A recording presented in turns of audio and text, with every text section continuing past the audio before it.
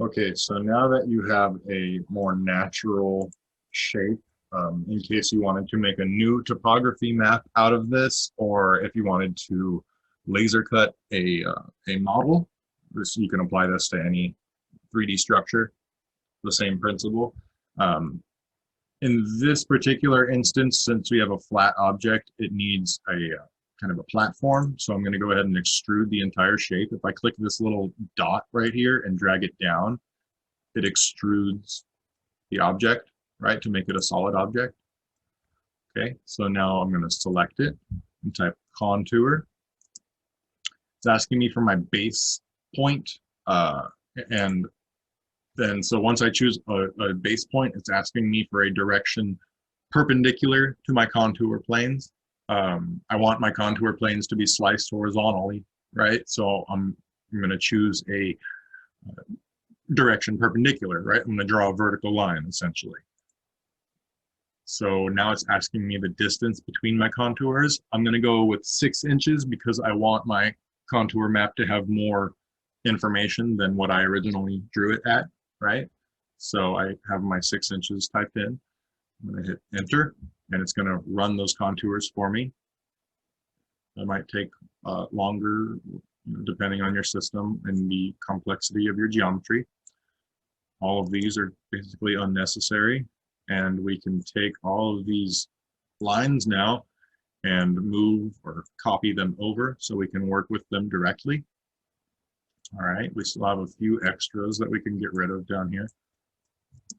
All right, and now what we can do is we have each one of our layers sliced, and if we wanted to laser cut these, we need to lay each one of them next to one another.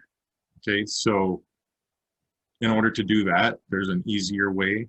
Instead of moving each one by itself, you can use the shear command to get them all laid out along one another. So I'm going to go ahead and move my geometry out of the way so nothing gets in the way, because we're going to be switching views here. So I'm going to go to the front. Now I want to go to the right. Right, so now we have this view of our geometry, and we are going to do the shear command, and it's asking us for an origin point. We're going to choose the lowermost geometry, and then we're going to draw a line vertically up, and now it's asking us for our shear angle. So we have ortho turned on right now. We're going to go ahead and turn ortho off. And now for however far away I move this, this line, if I switch directions here, it is actually spreading these drawings out. So if I switch to my top view, I can go ahead and move, extend the length of this line so that I can tell my largest drawings are no longer overlapping. Right? We see that the smaller drawings don't have that issue because they're smaller, but our larger drawings need a little bit more room. Now they're not touching. I'm going to click, and now they are all separated. Of course, they're all 1 foot apart from one another. So if I want to put these all on one flat piece of paper, I'm going to make 2D again, hit OK, ZS, and now things are getting a little messy. I need to keep track of which ones are flat and which ones aren't. But now I have all of my laser cut stencils, or however you want to look at it, and they're all separated. I can now take a 24 by 36 piece of paper and arrange these all on it accordingly.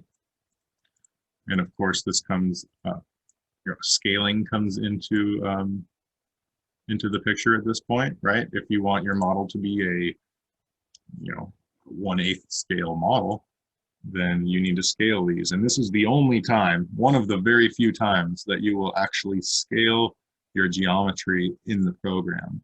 Because as of right now, each one of these layers are 100 feet across.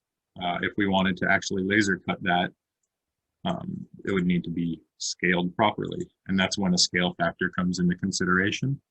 If I wanted to do 1/20th scale, that would be 1/240th of the size. And so now I can take all of these and put them on however large of a piece of paper I can fit on them. And then you can send it out for laser cutting. There you go.